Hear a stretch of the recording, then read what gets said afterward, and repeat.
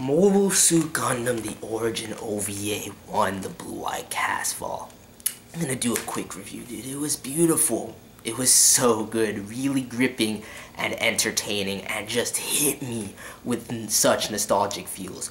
Because the UC timeline, I'm a huge Gundam fan, okay? Long time Gundam fan. The UC timeline is one of my top 3 timelines in the Gundam franchise. It just makes me want to dive deep, you know, fill it out. I still need to watch Igloo, even though I know, and I still need to finish Unicorn, even though I know, you know, what happens by, you know, just of my own research and going in with a lot of Gundam video games. Like Extreme Versus has Igloo very fresh in my mind, but it just makes me want to dive into the UC lore and just go hard with it, just reaffirm and reconnect with my Gundam roots, dude. It was very nostalgic seeing some of the most iconic characters from Mobile Suit Gundam, you know, in their youth, and getting more insight into the backstory of Char and Sayla, and going very in depth with it, seeing the state of the Principality of Zeon 10 years before, and just the political power plays and things at work. It was such a good and enthralling, you know, OVA. And the production quality was high, top-notch production quality. The pacing and progression of the story,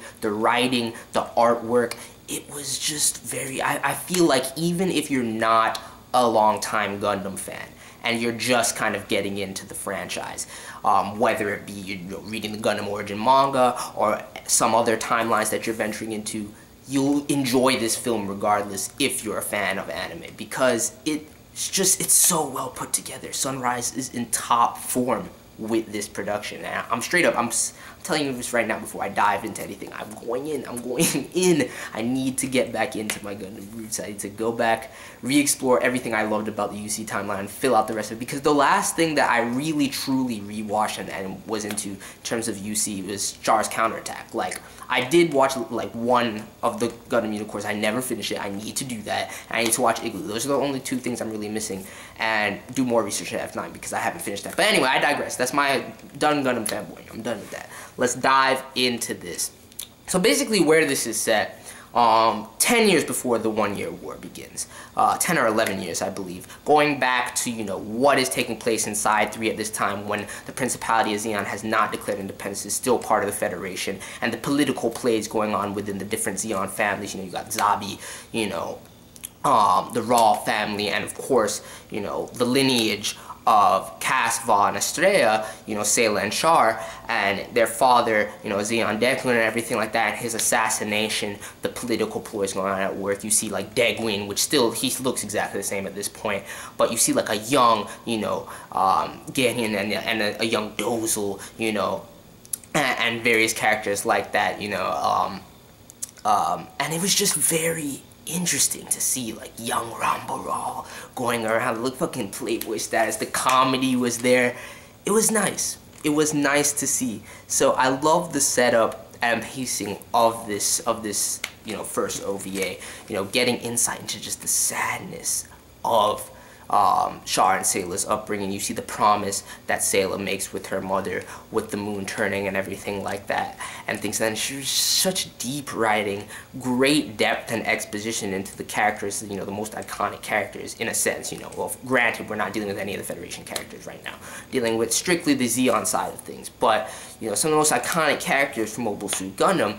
And it was just interesting to see even comedic elements like Dozel's personality being showcased way back then, and just kind of adding a comedic air to it when he survives this one scenario that takes place, which I'm not going to spoil anything for people that haven't seen it, but it really does clarify, you know, like the suspicions of Degqin and, you know, the Zabi family's involvement in, you know, Degqin's death. It really does kind of shed more light into certain things, shed more light into their past, and, you know, how Char's mentality came to develop. So I feel like with this series of OVAs, there's 3 more, it's all going to focus on this development and progression of Char and Sayla's backstory. It's really going to flesh out their characters even more so than it already has been up to this point, by giving us this insight into their past, because it is something that's been addressed, you know, within the canon so far, but we've never seen it this in depth, and it was fucking beautiful to see. In terms of the animation quality, oh my god, dude, it looked so good. Like, even the CG, I can see how some people will have qualms with it, because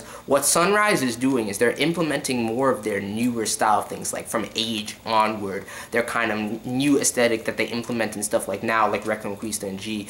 and build fires and stuff like that, with these kind of vibrant color palettes and everything like that, implementing more CG and things of that nature. And I think it actually looks good though in this OVA. I think that's the result of the production quality and budget, but it just really, even though it takes away from the more realistic sense that was present within the Mobile Suit Gundam universe beforehand, with the kind of older style of animation that it took root in, it really gives a sense of intensity and vibrance to everything, and I really like it. I really do like it. The CG is so well done, the CGI is so well done that I'm just like, it's even like basically what this element of things going on with like new Sunrise style mixed with like even something production IG would do, and that's saying something in terms of their use of CGI, like map our production IG level in this OVA. And I'm like, damn, it looked fucking amazing. Like you see when the mobile suits, when, you know, Char and Sayla are making their escape, and Char finally gets behind, you know, the gear and realizes and reaffirms his resolve of everything that's taking place,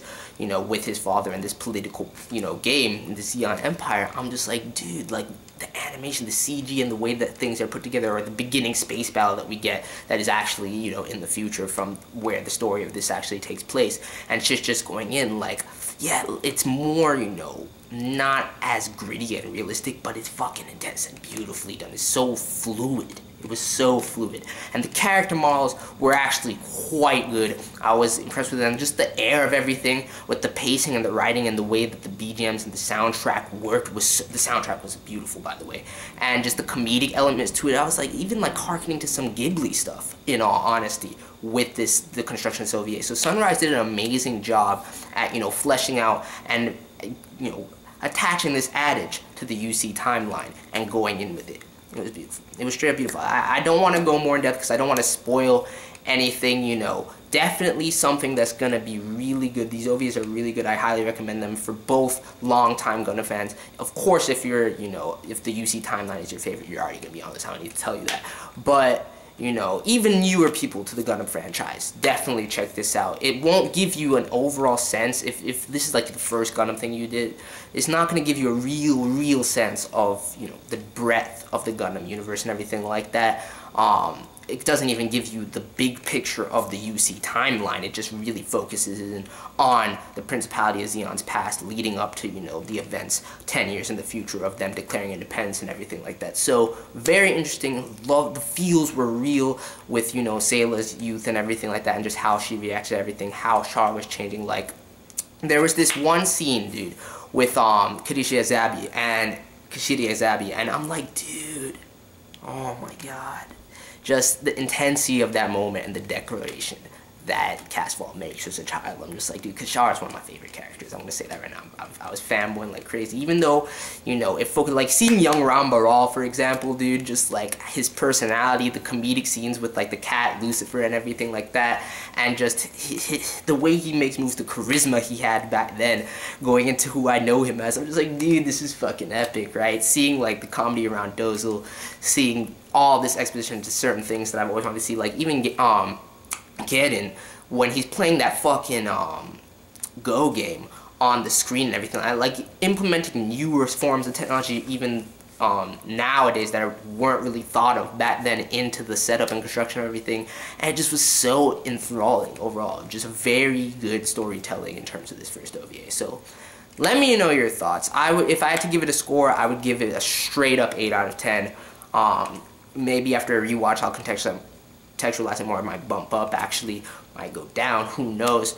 But right now, just coming off of it, my raw thoughts, I really enjoyed it. It just hit me with so much nostalgia. Really is a good extension to the UC timeline. It just makes me want to dive back into it, is the moral of this story.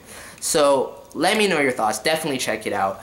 And I definitely have to pick it up. I definitely have to pick it up. Am I going to do it now? No, because it's expensive as fuck. But soon. I will do it soon. I'm definitely going to pick it up soon.